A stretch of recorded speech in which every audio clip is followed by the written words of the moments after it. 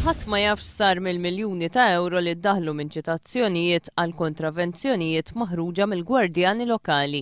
Wara li jkunu esklużi l-ispejjeż jirriżulta li fuq perjodu ta' 15-il xahar biss din is-sistema ġenerat mal-4 miljun euro.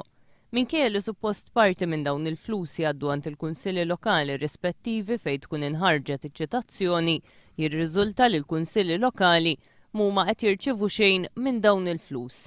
Segwit dan il-każ fil-Parlament qabel ma dan waqaf jiltaqa' l-vaganzi tas-sajf id-deputat Laburista Justin Caruana. Jiena segwejt din l-istorja biex appuntu ikun ċar dwar fejn qegħdin imorru dawn il-flus, x'qed isir minnhom għaliex il-Kunsilli Lokali mhumiex qed jaraw xejn minnhom. Ġifieri hemm nuqqas ta' kontabilità u meta qed nitkellmu fuq flus il-poplu għax finalment huma flus il-poplu qed jinqalgħu minn ċitazzjonijiet illi qed jinġabru mill-bwiet tan-nies. Allura kemm il-darba dawn huma fondi pubbliċi huwa essenzjali li jkun hemm kontabilità u jkun hemm trasparenza f'dak kollu li qed isir. Meta fil-Parlament id-deputat Laburista talbet spjegazzjoni mingħand il-Prim Ministru, Lorenz Gonzi qal li ma setax iwieġeb għaliex kien hemm involuti interessi ta' natura kummerċjali.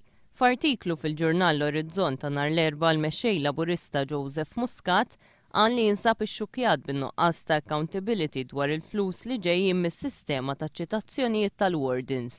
Waqt li ddeskriva dan kollu bħala racket is-sussidjat miċ-ċittadini, għamilha ċara li huwa se jieqaf lil dan ir-racket.